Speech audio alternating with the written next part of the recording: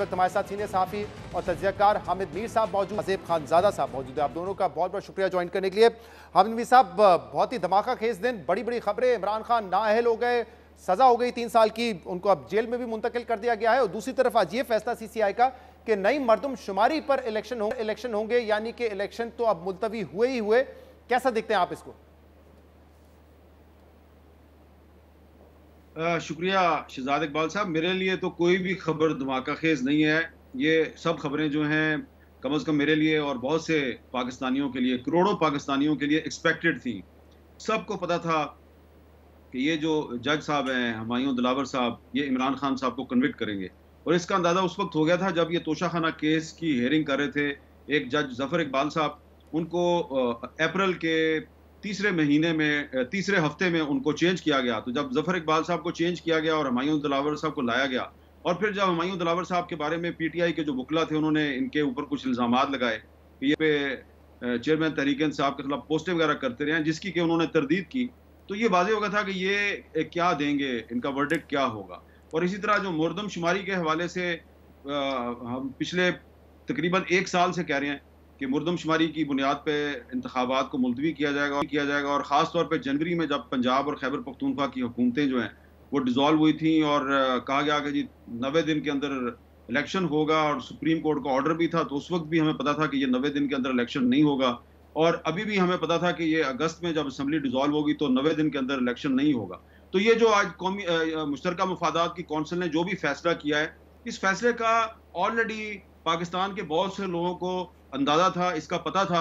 लिहाजा जब अदालतों के फैसलों का सबको पहले से पता हो तो वो कोई धमाका खेज खबर नहीं होती। और जब मुश्तरका मफादात की कौंसिल का जो फैसला है उसका भी पहले से आपको पता हो कि इसके फैसले की बुनियाद पे इलेक्शन मजीद डिले होगा, तो ये भी कोई धमाका खेज खबर नहीं है। धमाका खेज चीज़ वो ये है कि अदालतों के फैसलों से या आईनी इदारे, जैसा कि मुश्तरका मफादात कौंसिल का इदारा भी एक आईनी इदारा है, तो अदालत भी एक आईनी इदारा होता है। तो जब आईनी इदारों के फैसलों से किसी मुल्क में सियासी इस्तेहकाम की बजाय अदम इस्तेहकाम फैलना शुरू हो जाए, तो वो जो चीज़ है वो धमाका खेज होती है। और जो धमाका होता है ज़ाहिरी बात है उसमें तो पड़खचे ही उड़ते हैं। तो इसमें मुझे लगता है कि जमहूरियत के पड़खचे उड़ेंगे। एक कमेंट इस पे भी कर दीजिए, क्योंकि पहले आपने केस के हवाले से बात की, तो जो PTI का आज रद्द अमल है और जो उनका एतराज़ है कि हमें फेयर ट्रायल नहीं मिला, आपके ख्याल में उसमें वजन है? देखिए, रवायती तौर पे जो तहरीक इंसाफ का जो ट्रैक रिकॉर्ड है उसको आप देखें तो वो इसमें काफ़ी महारत रखते हैं कि कोई भी मुकदमा हो तो वो उसको डिलेइंग टैक्टिक्स के ज़रिए उसको आगे ले जाना और उसको लंबा खींचना, इसमें उनकी महारत है, उनके बहुत से वकीलों की। और इस मामले में भी मैं तो यही एक्सपेक्ट कर रहा था कि PTI इसको आगे लेके जाएगी। लेकिन जब जज जफर इकबाल को चेंज किया गया, जफर इकबाल साहब जो हैं उनके बारे में ये कोई तासुर नहीं था कि वो कोई मुतासिब जज हैं, बल्कि उन पर में तहरीक इंसाफ के कुछ एतराज़ात थे। तहरीक इंसाफ की जो सोशल मीडिया साइबर फोर्स है, इनके जो साइबर कमांडोज हैं, उन्होंने जफर इकबाल साहब की भी काफ़ी कैरेक्टर असैसिनेशन की थी। लेकिन वो एक बैलेंस जज थे और उनके बारे में ये आप नहीं कह सकते कि वो उनकी जो क्रेडिबिलिटी है वो ख़राब थी। अब जब केस जो है वो हुकूमत समझती है कि उसका मजबूत है, तो वो एक ऐसे जज को ले आए। और फिर जो इस फैसले की टाइमिंग है शहजाद साहब, ये टाइमिंग बड़ी इंपॉर्टेंट है। आज का दिन 5 अगस्त को आप पूरे पाकिस्तान में चौकों और चौराहों में, इस्लामाबाद में तो हर चौक और चौराहे में बैनर लगे हुए हैं यौम इस्तेहसाल कश्मीर। तो आज तो पाकिस्तानी कौम जो है उसको कश्मीरियों के साथ इज़हार यकजहती करना था। लेकिन अभी मीडिया पे आप देख लें, कश्मीर की बात तो हो ही नहीं रही। हर तरफ इमरान खान को जो कन्विक्ट किया गया उसकी बात हो रही है। तो ये क्या ज़रूरत थी सैटरडे वाले दिन, हफ्ते के दिन ये फैसला ज़रूर सुनाना था। और 2-3 दिन से ये पता लग रहा था, अंदाज़ा हो रहा था कि जज साहब ने फैसला जो है इसी वीकेंड पे सुनाना है, हर सूरत में सुनाना है। तो ये हमारा पाकिस्तान जो है ना, ये कोई आइडियल डेमोक्रेसी तो है नहीं है। तो जब जजेस जो हैं वो गलत टाइमिंग के साथ एक बुरी रेपुटेशन का जज जो है वो एक गलत दिन फैसला सुना रहा है, और इस फैसले का फ़ायदा जो है वो उन दुश्मनों को हुआ है जिनका ख्याल था कि आज 5 अगस्त के दिन पाकिस्तानी कौम पता नहीं इंडिया के खिलाफ क्या क्या मुजाहरे करेगी, क्या क्या बातें होगी। लेकिन आज इंडिया के खिलाफ तो बातें नहीं हो रही। आप देखें हर तरफ इमरान खान की बात हो रही है। शाहज़ेब साहब, पहले इमरान खान साहब की गिरफ्तारी और सज़ा के हवाले से बात कर लेते हैं। अब इस केस में पहले तो हमने देखा कि तहरीक इंसाफ के वकला ने ताखीरी हरबे इस्तेमाल करने की कोशिश की, फिर जज साहब चेंज होते हैं और फिर हुमायूं दिलावर साहब ने ये केस बहुत तेजी से सुना है, रोजाना की बुनियाद पर सुना है। और अब तहरीक इंसाफ ये गिला कर रही है कि हमें फेयर ट्रायल का हक नहीं मिला, हमें तो हक के दिफा भी नहीं दिया गया, हमारे विटनेस को सुना ही नहीं गया। तो आपको लगता है कि उनका ये शिकवा दुरुस्त है कि फेयर ट्रायल नहीं मिला, और इस केस का अब आपको मुस्तकबिल क्या नजर आ रहा है? शराब, फेयर ट्रायल का मौका तो बार बार मिला था पिछले 13-14 महीने में, और फेयर ट्रायल का मौका जाया किया था। एक जज के ऊपर आपने बाकायदा तौर पर जुडिशियल कॉम्प्लेक्स में जाके उस पर हमलावरी हो गए थे, और फिर आपने गाड़ी में बैठ के दस्तखत किए थे, फिर सोशल मीडिया पर उनके खिलाफ कैंपेन की थी, फिर वो जज बदले, फिर नए जज आए। तो फेयर ट्रायल का मौका तो इस पूरे प्रोसेस में मिला था। हुकूमत में होते हुए भी इस केस को खत्म कर सकते थे इमरान खान साहब। मगर जो दूसरी बात है कि जो जाहिर है जल्दी दिखाई है, राइट टू डिफेंस हक था इमरान खान साहब का, जिसमें अगर वो कोई भी पेश कर रहे हैं अपने लिए गवाहों को, तो उन गवाहों को सुना जाना चाहिए था। यहाँ पर जल्दी दिखाई है जज साहब ने, इस बात में तो कोई शक नहीं है कि ऐसा लग रहा था कि वो किसी भी तरीके से हफ्ते तक और 5 अगस्त तक इस फैसले को देना चाहते हैं। और हामिद मीर साहब सही कह रहे हैं कि ये बात ज़बान-ज़द आम हो गई थी कि 5 अगस्त तक फैसला देना है, बातें हो रही थी।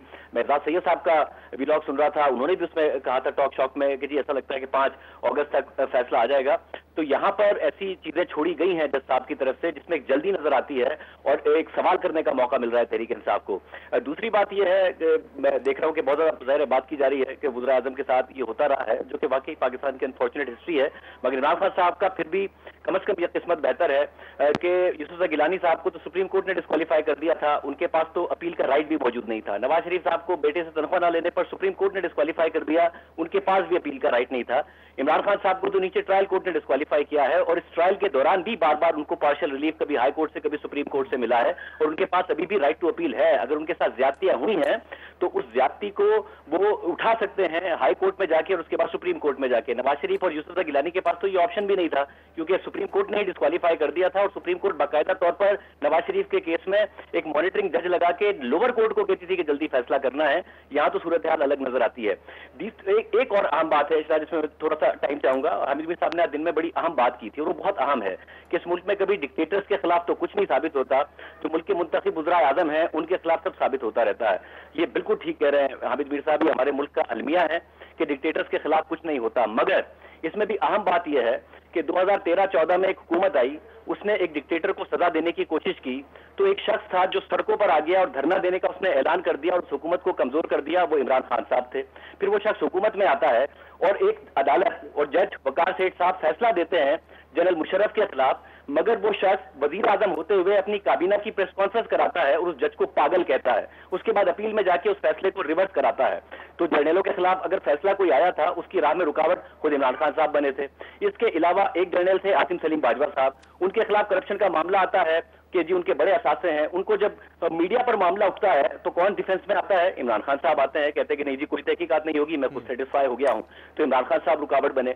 फिर जो मीडिया के ऊपर क्रैकडाउन हुआ, वो पूरा का पूरा इमरान खान साहब ने अपने दौर में ISPR के जरिए कराया, और जब उनसे शिकायत की जाती थी कि जी आप ये ना कीजिए क्योंकि आप मीडिया की इतनी कमर तोड़ देंगे कि आजाद आवाजों को इतना दबा देंगे कि जब आप पर मुश्किल वक्त आएगा तो वो आजाद आवाजें बात नहीं कर सकेंगी।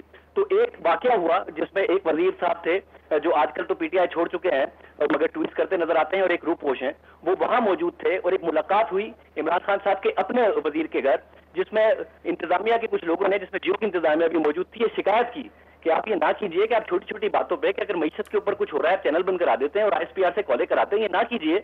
एक वक्त आएगा कि आप लोग सफर करेंगे। तो जवाब दिया हम क्या करें, आपको समझ भी तो फौज की आती है ना ISPR की आती है, और किसी की तो समझ में नहीं आती है। तो ये जो पूरा निजाम है जिसको आज कमजोर किया हुआ है, अगर आज इस मुल्क में किसी डिक्टेटर के खिलाफ नहीं हुआ कुछ और जिस जज के खिलाफ कैंपेन की गई उसे पागल कहा गया, उसके जिम्मेदार है इमरान खान साहब। लेकिन साहब आप जो कह रहे हैं बिल्कुल दुरुस्त है, लेकिन ये भी हकीकत है ना कि उस वक्त अगर इमरान खान साहब धरना देने गए और उस वक्त एक परवेज मुशर्रफ की ट्रायल का मामला था, तो वो भी किसी के कहने पे गए, खुद तो उनका सियासी फैसला नहीं था। इसी तरीके से दूसरी पार्टीज भी इसमें जिम्मेदार हैं कि जब बाजवा साहब के खिलाफ PMLN शिकवा करती थी कि उन्होंने हमें इलेक्शन हराया, लेकिन जब उनको एक्सटेंशन देने का वक्त आया तो वो भी साथ साथ खड़े हो गए। तो यहाँ पे यही होता हुआ नजर आया कि जब आप ऑपोजिशन में होते हैं तो आप मुखालफत करते हैं, हुकूमत में आते हैं या इक़्तिदार में आने की कोशिश होती है तो आप सहारा लेते हैं फिर एस्टैब्लिशमेंट का। ये बात भी ठीक है आपकी कि बिल्कुल ऐसा हुआ कि इमरान खान साहब ने अपोजिशन में होते हुए इक़्तिदार में आने के लिए एस्टैब्लिशमेंट का सहारा लिया, और अब मौजूदा हुकूमत चाहती है कि एस्टैब्लिशमेंट के सहारे, क्योंकि इमरान खान साहब को एस्टैब्लिशमेंट ने इतना ऊपर लेकर आई थी, तो उनका खात्मा भी वो करती नजर आए और इस चीज की ये मामला हों। और ये जो सेंसस का वाला मामला हुआ है जिसकी वजह से इलेक्शन खटाई में पड़ गया है, आपको और मुझे पता है कि वुज़रा की ये राय नहीं थी। वो तो कह रहे थे कि पुरानी मरदमशुमारी के तहत इलेक्शन हो और वक्त पर इलेक्शन हो। नून लीग तो कहती नजर आती है कि वक्त पर इलेक्शन होगा तो हमें फायदा है, क्योंकि पीटीआई के ऊपर इस वक्त क्रैकडाउन जारी है, ये भी उनकी मर्जी से नहीं हुआ है। तो जाहिर है सियासी जमातें ये करती नजर आती हैं, मगर फिर ये जो शिकायत होती है कि इस मुल्क में फिर एहतसाब सिर्फ सियासतदानों का होता है, तो सियासतदान भुगतते भी इसलिए हैं। मैं चाहता हूँ सेंसस वाले मामले पे भी थोड़ा मजीद बात करें। हामिद मीर साहब, अब ये हुकूमत ने आज जो फैसला किया और तमाम वुज़रा आला ने फैसला किया, उनको पता था कि अगर नई मरदमशुमारी के हवाले से हम जाएंगे तो इलेक्शन में ताखीर होगी। और आपको याद होगा कि मतलब इस्लामाबाद में तो ये तज्ज़िये हो रहे थे कि अगर इमरान खान को अरेस्ट कर लिया जाता है, नाअहल हो जाते हैं, तो फिर कोई जवाब नहीं बचेगा सियासी जमातों के पास कि वो इलेक्शन में ना जाएं। फिर आपके ख्याल में ये फैसला आज क्यों किया गया है? आई एम श्योर ये सिर्फ ये बात तो नहीं होगी कि 2021 में सीसीआई फैसला कर चुकी थी नई मरदमशुमारी का, तो इसलिए आज उसको एंडोर्स किया है, क्योंकि 2 हफ्ते पहले तक यही वुज़रा कह रहे थे कि नहीं, पुरानी मरदमशुमारी पे इलेक्शन होंगे। अच्छा, अगर आप मुझे इजाजत दें तो मैं जरा जवाब दे दूं, क्योंकि शाहजेब खानजाद साहब ने बहुत लंबा जवाब दिया है जो मैंने दिन के वक्त बातें की थी, तो मैं जवाब तो नहीं करना चाहता, लेकिन मैं सिर्फ हिस्ट्री को करेक्ट करना चाहता हूं कि मीडिया के खिलाफ क्रैकडाउन जो है वो 2018 में शुरू नहीं हुआ। मीडिया के खिलाफ क्रैकडाउन जो है वो नवाज शरीफ साहब की हुकूमत के दौर में शुरू हो गया था। और आपको एक वाकया याद होगा कि नवंबर 2017 में जब मुस्लिम लीग नून की हुकूमत थी, तो पैमरा के एक ऑर्डर के जरिए तमाम टीवी चैनल्स को बंद करा दिया गया था। इतवार के दिन जो है वो हमने जाके चीफ जस्टिस ऑफ पाकिस्तान से बात की और इतवार के दिन जाके वो चैनल जो है बहाल हुए। और उस वक्त की जो वजीर इत्तलात थी मरियम औरंगजेब साहबा, उन्होंने इसको ओन किया कि हाँ ये मैंने बंद करवाए हैं। तो ये क्रैकडाउन जो है ठीक है इमरान खान के दौर में भी हुआ और मेरे पर पाबंदी भी थी इमरान खान के दौर में, लेकिन ये क्रैकडाउन मुस्लिम लीग नून के दौर में शुरू हुआ था। पीका कानून 2016 में मुस्लिम लीग नून की हुकूमत लेके आई थी, जिसको बाद में हमने भुगता। और इसके अलावा परवेज मुशर्रफ जो है ठीक है, वकार सेठ के खिलाफ इमरान खान की कैबिनेट के वुज़रा ने प्रेस कॉन्फ्रेंस की थी, लेकिन जब नवाज शरीफ साहब वजीर आजम थे तो उस वक्त परवेज मुशर्रफ को ECL से निकाल के पाकिस्तान से बाहर फरार करवाया गया। तो अगर उन्होंने उसके खिलाफ ट्रायल 2013-14 में शुरू किया था तो भगाया भी मुस्लिम लीग नून ने उसको था। और आज जो क्रैकडाउन हो रहा है मीडिया के खिलाफ और आज जो मीडिया के खिलाफ ड्रैकोनियन लॉ लाए जा रहे हैं, उसके पीछे भी मुस्लिम लीग नून के वुज़रा हैं। इसलिए तहरीक इंसाफ को डिफेंड करने से पहले या तहरीक इंसाफ पे आप इल्जाम जरूर लगाएं, हम खुद उसके विक्टिम हैं, हमारा अदारा उसका विक्टिम रहा है, लेकिन मुस्लिम लीग नून जो है वो भी कोई दूध की धुली हुई नहीं है और पीपल्स पार्टी भी दूध की धुली हुई नहीं है। और जहां तक आप ये सवाल कर रहे हैं कि आज ये फैसला क्यों आया, तो इसकी जल्दी ये नजर आ रही थी कि हुकूमत खत्म हो रही है और थोड़ा सा क्रेडिट जो है ये हुकूमत भी लेना चाह रही थी कि जनाब फिर सारे क्रेडिट तो निगरान हुकूमत लेगी। तो अभी आप आगे आगे देखिए होता है क्या। अभी तो जब निगरान हुकूमत शुरू होगी तो फिर आपको इमरान खान साहब भूल जाएंगे, फिर आपको पता चलेगा कि मीडिया के खिलाफ क्रैकडाउन होता क्या है। और शाहजेब, ये जो तेजी से कानून साजी हो रही थी जिसमें केयर टेकर सेटअप को बाइख्तियार बनाने का कानून हो और बहुत मुतनाज़ा कानून साजी जल्दबाजी में की गई है, फिर सियासी शख्सियात का नाम सामने आना कि सागडार होंगे, शाहिद खान अब्बासी साहब निगरान वज़ीर आज़म होंगे, ये सब फिर इसी की तैयारी थी कि एक तवील केयर टेकर सेटअप की तरफ हम जा रहे हैं और PMLN चाहती थी कोई सियासी शख्सियत हो जो हमारी जमात से हो और इसीलिए बाइख्तियार भी बनाया जाए ताकि जो भी माशी फैसले हैं और दीगर फैसले हैं वो आसानी से किए जा सके। यानी कि ये सब कुछ जो हो रहा था ये पूरा प्लान के मुताबिक था।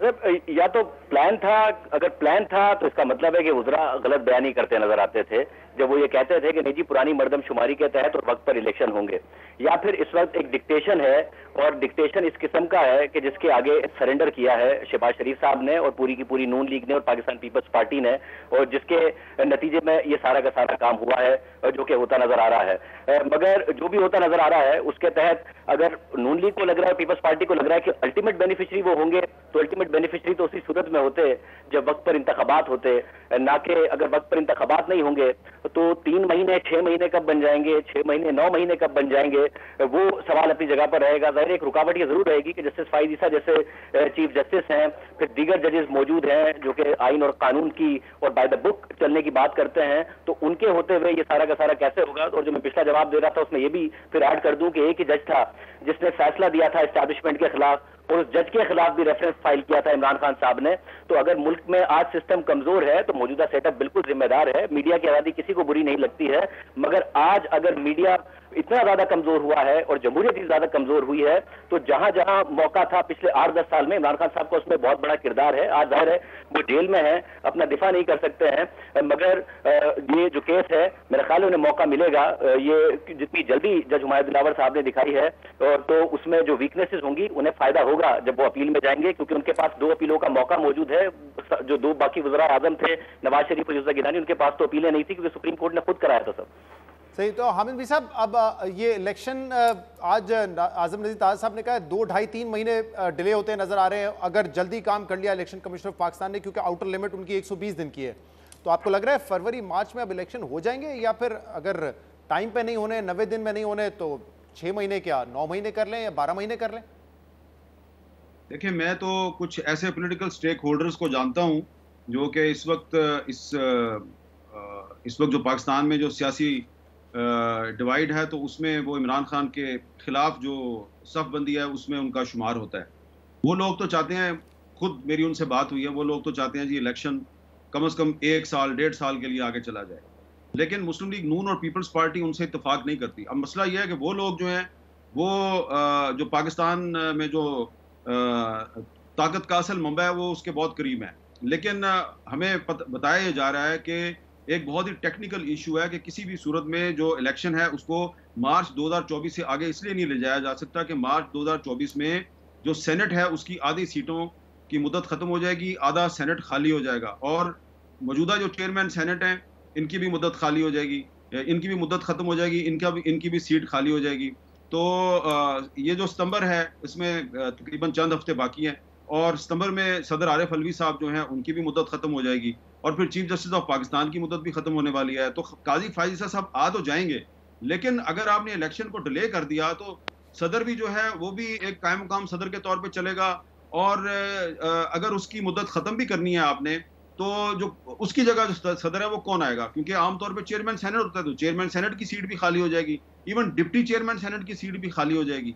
तो इसलिए आप ये अफोर्ड नहीं कर सकते कि आपकी कौमी असम्बली भी खाली रहे, इलेक्शन ना हो, और आधी सेनेट भी खाली रहे, और वहाँ पे भी इलेक्शन नहीं होगा, क्योंकि जब तक आप सेनेटर्स का इलेक्टोरल कॉलेज नहीं होगा, सूबाई असम्बलियाँ मौजूद नहीं होगी, तो सेनेट का इलेक्शन कैसे होगा। इसलिए ये एक बहुत बड़ी एक तकनीकी मजबूरी है। मेरा ख्याल है कि ये पाकिस्तानी जमहूरियत जो है उसकी खुशकिस्मती है कि ये एक बहुत बड़ा एक टेक्निकल जो एक फॉल्ट है, उसकी वजह से जो लोग इलेक्शन डिले करना चाहते हैं उनके अज़ाइम जो हैं वो उनकी तकमील नहीं हो सकती। तो इसलिए किसी भी सूरत में मार्च 2024 से ज्यादा आगे आप नहीं जा सकते। इसलिए आजम नजीर तारड़ साहब दुरुस्त कह रहे हैं, क्योंकि वो खुद भी सेनेटर हैं। लेकिन तो अगर इससे आगे ले जाया गया तो फिर ये आईने पाकिस्तान तो खत्म हो फिर तो आप जो बता रहे हैं बड़े मसाइल पैदा हो जाएंगे। सदर पाकिस्तान कौन होगा, क्योंकि चेयरमैन भी उस वक्त रिटायर हो चुके होंगे, आधा सेनेट खाली हो चुका होगा। लेकिन क्या मार्च तक भी लेके जाने की गुंजाइश कानूनी आईनी तौर पे मिल जाएगी? क्योंकि कल जो सुप्रीम कोर्ट का तफसीली फैसला है उसमें तो उन्होंने बाकायदा कह दिया है कि आर्टिकल 254 को इस्तेमाल करते हुए आप इलेक्शन में ताखीर नहीं कर सकते।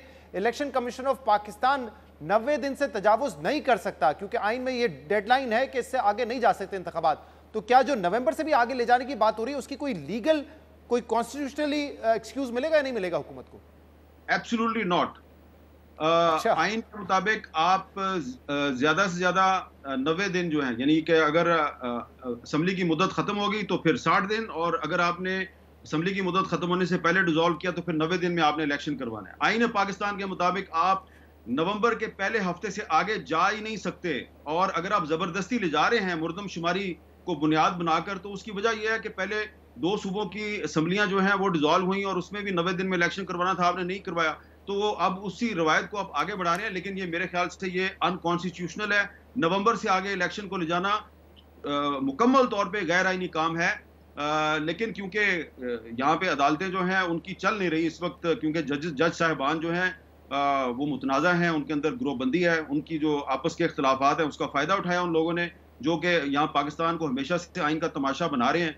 शाहज़ेब खानज़ादा साहब, ये बात बड़ी अहम है कि देखें केपी और पंजाब में तो इलेक्शन नहीं हो सके सुप्रीम कोर्ट के फैसले के बावजूद, क्योंकि अदालत उस वक्त तकसीम थी। अब जब फाइज़ ईसा साहब चीफ जस्टिस बन जाएंगे और ये हुकूमत खुद बड़ी तारीफ करती रही है, उस वक्त क्या हालात होंगे? कैसे इस गैर आइनी इकदाम को सुप्रीम कोर्ट मान लेगी कि ठीक है आप 90 दिन के बजाय 3 महीने ताखीर कर दें क्योंकि सेंसस होने हैं, सेंसस के बाद डिलिमिटेशन होनी है। कोई कानूनी जवाब तो नहीं नजर आ रहा। कल के फैसले में भी बड़ा वाज़ेह तौर पे सुप्रीम कोर्ट ने कहा था कि 90 दिन की डेडलाइन नहीं क्रॉस करता इलेक्शन कमीशन ऑफ पाकिस्तान, उनके पास ये इख्तियार नहीं है कि वो तारीखें आगे बढ़ाते रहें। बिल्कुल, और हुकूमत की तरफ से जो रीजनिंग दी जा रही है वो बड़ी अनरीजनेबल किस्म की रीजनिंग है कि जी क्योंकि एक कानूनी ज़रूरत पैदा हो गई है और जब एक कानूनी ज़रूरत पैदा हो जाए तो फिर उसकी ज़ाहिर पासदारी करनी है और बिल्कुल आखिर में जाके ये करना, अगर करना था पहले कर देते। वैसे तो इमरान खान साहब ने फैसला किया था कि CCI में कि अगली मरदमशुमारी के तहत होंगे तो वो अपने होते हुए मरदमशुमारी को इनिशिएट कर देते, वो नहीं हुआ, फिर इन्होंने लेट किया। तो ये सारा का सारा जो मैस क्रिएट हुआ है, हम सवाल करते थे जब पंजाब और खैबर पख्तूनख्वा में इलेक्शन नहीं हो रहे थे कि जी आप एक दफा जब केयर टेकर सेटअप को प्रोलॉन्ग कर रहे हैं तो एक ऐसी रिवायत डाल रहे हैं कि कल को आपको भुगतनी ना पड़ जाए। तो अब ये खुद ही करके जा रहे हैं। जब खुद करके जा रहे हैं तो एक ऐसा डेडलॉक होगा शहजाद जिससे सिस्टम खतरे में पड़ सकता है, जमहूरियत खतरे में पड़ सकती है, क्योंकि एक तरफ ऐसे जजेस मौजूद हैं, जस्टिस फारिसा साहब ही नहीं, जस्टिस सरदार तारिक मसूद साहब, जस्टिस मंसूर अली शाह साहब, जस्टिस याया अफरीदी साहब, जस्टिस मुसर्रत हिलाली साहिबा, ऐसे ये जजेस मौजूद हैं, जस्टिस मंसूर खैर साहब, जो कि कॉन्स्टिट्यूशन की बात करते हैं। तो जब एक तरफ जजेस वो हों और दूसरी तरफ आप कानून की पासदारी करने के बजाय कानून से आइन से तजावुज कर रहे हों, तो एक ऐसा डेडलॉक पैदा हो सकता है जिससे सिस्टम खतरे में पड़ सकता है और एक अनफॉर्चुनेट सूरत हाल हो सकती है।